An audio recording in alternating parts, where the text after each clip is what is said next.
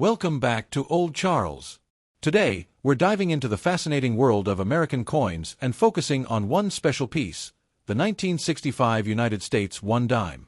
You might have this coin sitting in your change right now, but do you know its history and value? Stick around, because this story is more exciting than you think. The year 1965 was a turning point in U.S. coinage. Before 1965, dimes, quarters, and half dollars were made with 90% silver. But rising silver prices made it too expensive for the U.S. Mint to keep producing them.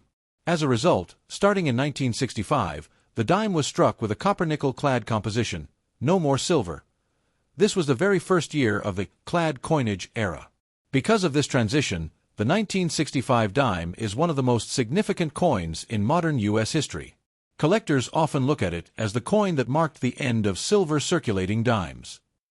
The 1965 dime still carried the familiar Roosevelt design, which first appeared in 1946. On the obverse, we see President Franklin D. Roosevelt's portrait, with the word liberty and the motto "In God We Trust." On the reverse, there's a torch in the center, symbolizing liberty, flanked by an olive branch for peace and an oak branch for strength. The words United States of America and 1 dime surround the design. Even though the composition changed, the look of the dime stayed the same. The 1965 Roosevelt Dime had a huge mintage.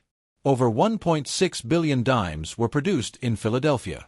That means this coin is not rare in circulation. But here's the twist: while most are common, certain errors, special conditions, and high-grade examples can carry big value. In everyday circulated condition, the 1965 dime is generally worth its face value, just 10 cents. Since it has no silver, unlike earlier dimes, it doesn't carry any intrinsic metal value. However, collectors will pay a bit more for coins in uncirculated or mint state condition, often ranging from $1 to $3 depending on the quality. Now, here's where it gets interesting. A 1965 dime in mint state 65, MS65, condition can sell for $10 to $15. But when you go up to the very best preserved coins, like MS67 or MS68, the value jumps into the hundreds. One of the highest auction records for a 1965 dime reached over $1,000, simply because it was graded as a flawless mint state coin by a top grading company. So condition really matters here. Even though the 1965 dime isn't silver, a few error varieties make it worth serious money. 1. 1965 silver transitional error. A small number of 1,965 dimes were accidentally struck on leftover 90% silver planchets from 1964. These are extremely rare and can sell for thousands of dollars, sometimes over $7,000 to $10,000 depending on condition. 2. Off-center strikes. Some 1965 dimes were misaligned during minting, creating off-center errors that can be worth $50 to $200.3. Double die errors. Though not common, if you find doubling on the date or lettering, it could be worth hundreds, so always keep an eye out for these. Let's quickly summarize the condition values. Circulated, worn condition 10 cents to 25 cents. Uncirculated, mint state 60 to 64 $*$$1 to $5, high mint state, MS65. MS67 $*$$10 to $200 plus.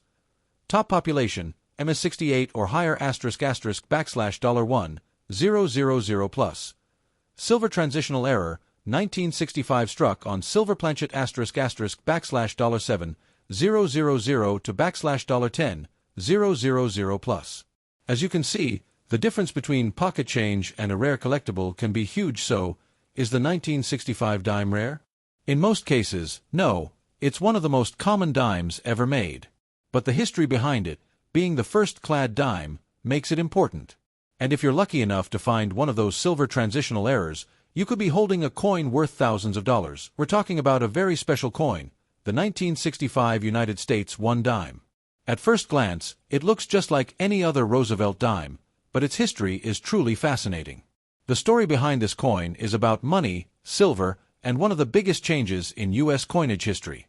Let's dive in. The story of the 1965 dime begins long before that year. To understand why this coin is so important, we need to go back to the mid-20th century. For decades, U.S. dimes were made of 90% silver and 10% copper. Since the very first dimes of 1796, silver was the traditional metal. It gave coins real intrinsic value. By the 1940s, when the Roosevelt Dime design was introduced in 1946, each dime still contained about 0.0723 troy ounces of silver. That meant the coin's value wasn't just symbolic, it was tied to real precious metal. But then came the 1960s. During this decade, silver prices began to climb dramatically.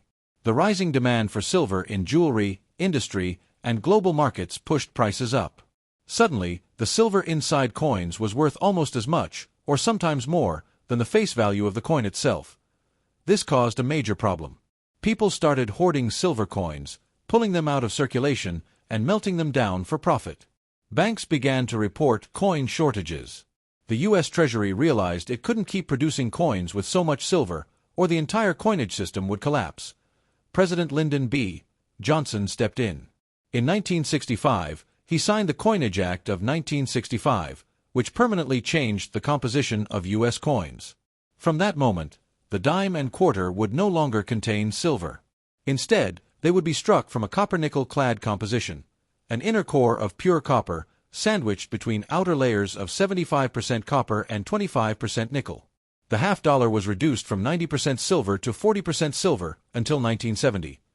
Johnson famously declared that silver coins will disappear from circulation, but he also assured the public that the new clad coins would be durable, attractive, and just as good for everyday transactions. The transition wasn't smooth. Many Americans distrusted the new copper-nickel coins. They felt lighter, sounded different when dropped, and lacked the shine of silver.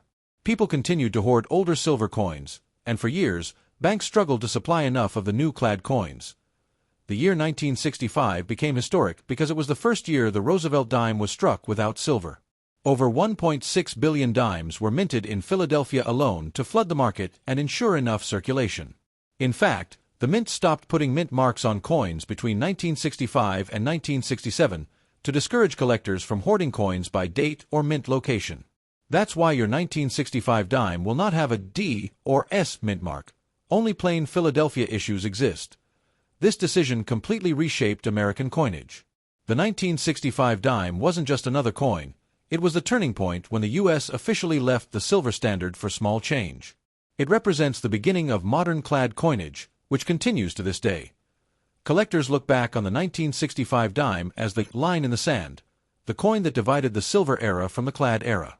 While it may not be rare, its place in U.S. history makes it one of the most significant dimes ever struck. When it comes to coin collecting, condition is everything.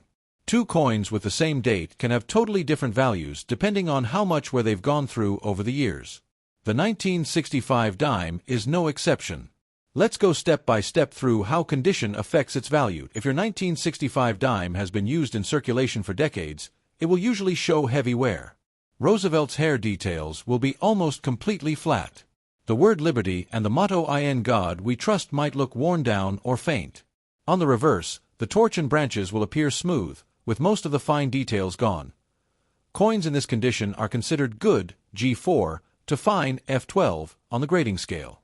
Unfortunately, in these grades, the 1965 dime is usually worth only its face value, *** 10 cents ***, because it's too common. Next, we have coins that saw less wear. Roosevelt's face is still visible, and some hair strands can be seen. The lettering is clear and bold.